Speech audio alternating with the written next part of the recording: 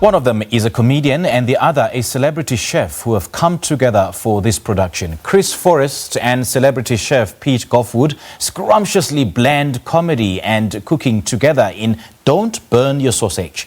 The pair demonstrates how food and intimacy are intertwined. Following sold-out shows, the duo have cleverly and successfully delivered this live food show to rave reviews from critics.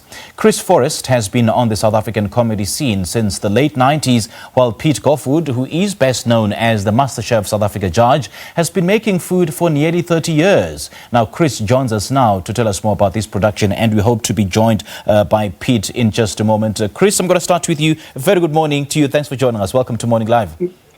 Good morning. Thank you for having me. It's good to be back, albeit under different circumstances. I know, but it's good to have you on the show. First of all, Don't Burn Your Sausage is a witty comedy that blends food and comedy. How did this production come about and why? Well, me and Pete met on the set of MasterChef, and we shared a sense of humour.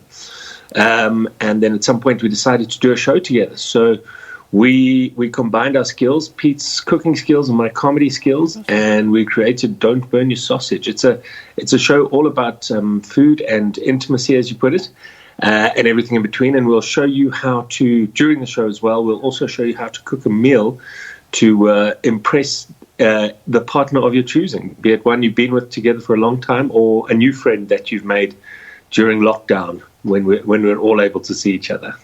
Oh, so is that how food and intimacy are intertwined, basically to impress your partner? That's one of the ways, but it is a really good way to impress your partner.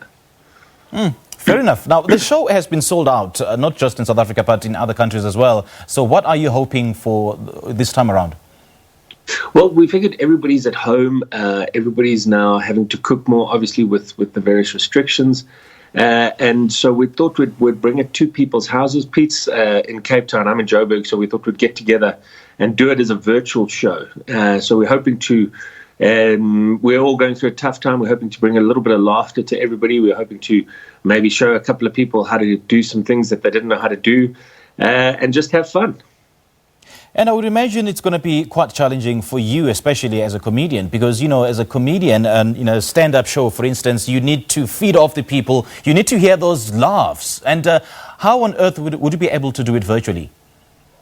Well, that is a challenge, because I have been doing a couple of shows via this kind of platform. Yeah. So I think it's one of those shows where we have done it a few times, so we know where the laughs are going to come. And we'll just have to feel it out. But normally you get feedback in various other forms, maybe the comment section or whatever. So you just kind of go with that. Okay. Let me also bring into this conversation Pete Goffe-Wood, who is also a chef. Pete, very good morning to you and a warm welcome to Morning Live. Fantastic. Great to be here this morning. I was just discussing with Chris, how on earth you guys are able to blend intimacy and food and how those two narratives are intertwined. How indeed? Well, if you think about it from a slightly innuendo point of view, every kind of, from everything from meat and to veg to all manner of other euphemisms are used about sex, and most of those euphemisms are always food-related. So we kind of figure that there's a bigger connection than we like to think. So Chris, being the comedic genius that he is, decided to explore a little further, and we realised there is a massive link. And then all of a sudden, it goes to the throwback of a time as a younger lad. Myself and some friends realised that you were more likely to have best success on a date if you cooked at home rather than went out for dinner. So the whole idea of the wooing and seduction at home over dinner became a bit of a thing, and that's the basis of the show.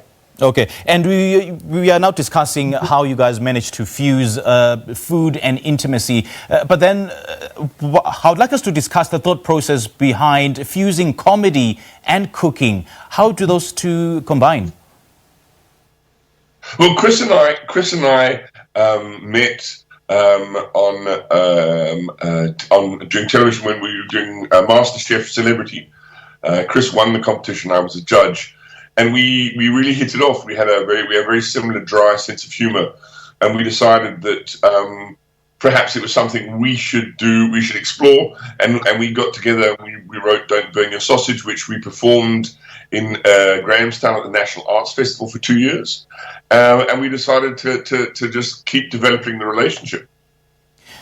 Now, Chris, who is this show for, and what would you like people to take away after seeing the show?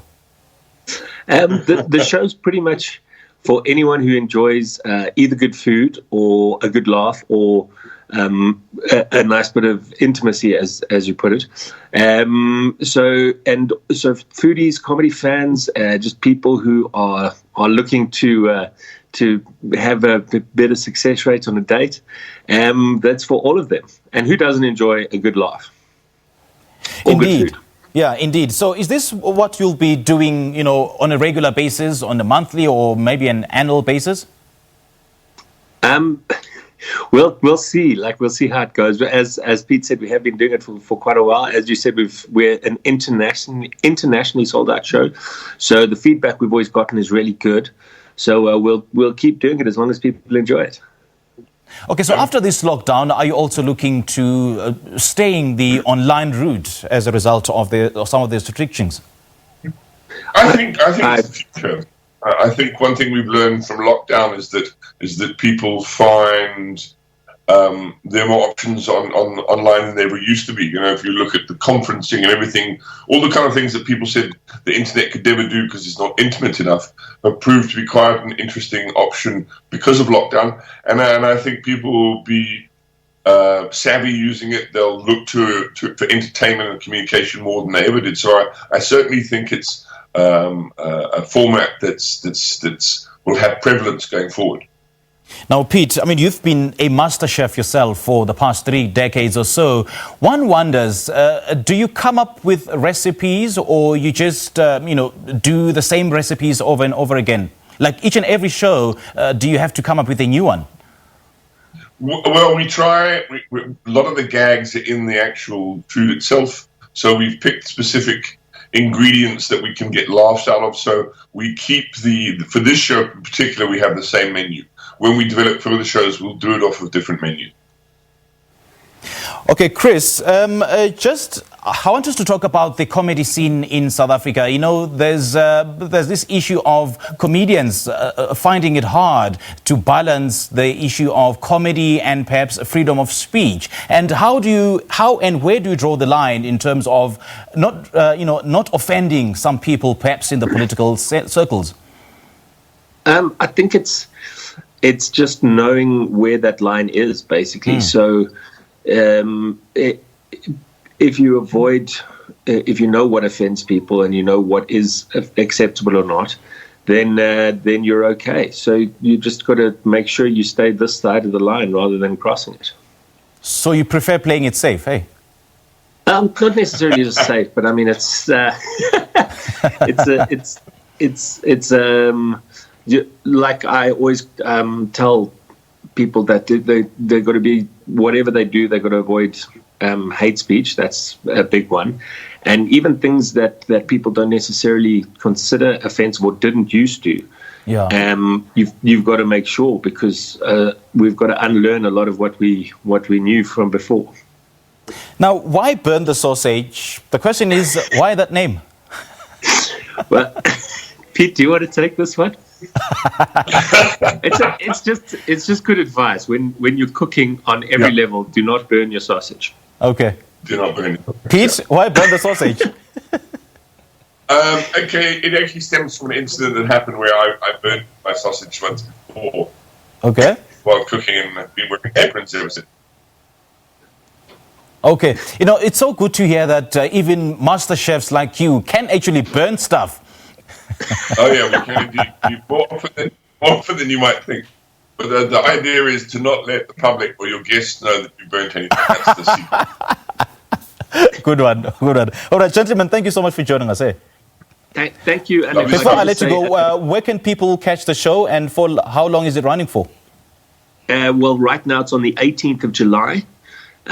Tickets are available at www.mzanzilive.tv. And if you are one of the first 500 people to buy a ticket, you go to a draw to win a lovely bottle of vino that you can enjoy during the show. And if you like what we've done, we'll also send you a recipe after the show so you can try it at home. Nice. So it's www.mzanzilive.tv, and the show's happening on the 18th of July.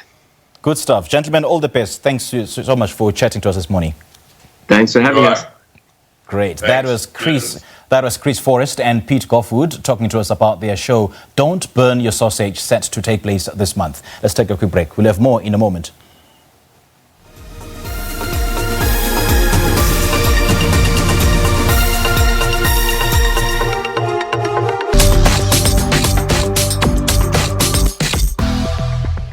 Sinalanga ndifit Daniel Makwava from Shawela. So as ndiko shoma security ndingapha awuchi that golo is SABC ziko dolugisiwa ndaba na interest yore ezithu ezizo ndi Jeneka radio ndingazwitisana then ndatangana na this guy over technician yawone SABC na yambutso no mfethu thomani ngazituku then ni doura ni swike somewhere. Today ndiko rana an online radio station which is called Shawela Radio to make difference and to bring change ka community yasho.